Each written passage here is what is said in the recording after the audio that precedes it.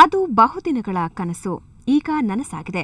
ಹೌದು, ಮಂತ್ರಾಲಯಕ್ಕೆ ಇನ್ಮುಂದೆ ಕುಡಿಯೋ ನೀರಿನ ಸಮಸ್ಯೆ ಇಲ್ಲ. ರಾಘವೇಂದ್ರ ಮಠದ ಮಠಾಧಿಪತಿಗಳು ಕುಡಿಯೋ ನೀರಿನ ಯೋಜನೆಯನ್ನ ಲೋಕಾರ್ಪಣೆ ಮಾಡಿದ್ದಾರೆ.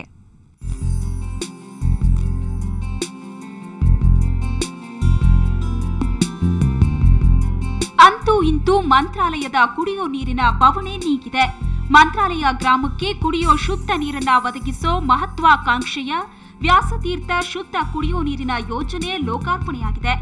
ರಾಘವೇಂದ್ರ ಮಠದ ಸುಯತೀಂದ್ರ ತೀರ್ಥರು ನಿನ್ನೆ ಲೋಕಾರ್ಪಣೆ ಮಾಡಿದ್ರು. ತುಂಗಭದ್ರಾ ನದಿಯಿಂದ ನೀರನ್ನ ಒದಗಿಸೋ ಈ ಯೋಜನೆಯು ರಾಘವೇಂದ್ರ ಮಠ ಹಾಗೂ ಕರ್ನಾಟಕ ಸರ್ಕಾರದ ಸಹಯೋಗದೊಂದಿಗೆ ನಿರ್ಮಿಸಲಾಗಿದ್ದು, ಪ್ರತಿನಿತ್ಯ ಸುಮಾರು 12 ಲಕ್ಷ ಲೀಟರ್ ಶುದ್ಧ ಕುಡಿಯೋ ನೀರನ್ನ ಒದಗಿಸಲಾಗುತ್ತೆ.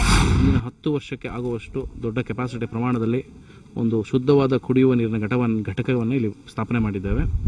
ಇದರ ಅಂದಾಜು ಒಟ್ಟು ವೆಚ್ಚ 3 ಕೋಟಿಗೂ ಹೆಚ್ಚಾಗಿದೆ. ಇದು 18 ತಿಂಗಳಲ್ಲಿ ಒಂದು ಪ್ರಾಜೆಕ್ಟ್ ಕಂಪ್ಲೀಟ್ ಆಗಿದೆ. ಯೋಜನೆಗೆ ಸುಮಾರು 3 ಕೋಟಿ 50 ಲಕ್ಷ ರೂಪಾಯಿಗಳು ಖರ್ಚಾಗಿದ್ದು, ಒಟ್ಟು 2.5 ಲಕ್ಷ ಜನರಿಗೆ ಪ್ರತಿನಿತ್ಯ ತಲಾ 100 ಲೀಟರ್ ಶುದ್ಧ ಕುಡಿಯೋ ನೀರನ್ನ ಪೂರೈಸಬಹುದಾಗಿದೆ.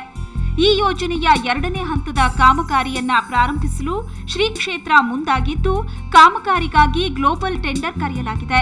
ಈ 2ನೇ ಹಂತದ ಯೋಜನೆಯಿಂದ ಮಂತ್ರಾಲಯದ ಸುತ್ತಲಿನ ಸುಮಾರು 16 ಹಳ್ಳಿಗಳಿಗೆ ಶುದ್ಧ ಕುಡಿಯೋ ನೀರನ್ನ ಒದಗಿಸಬಹುದಾಗಿದೆ.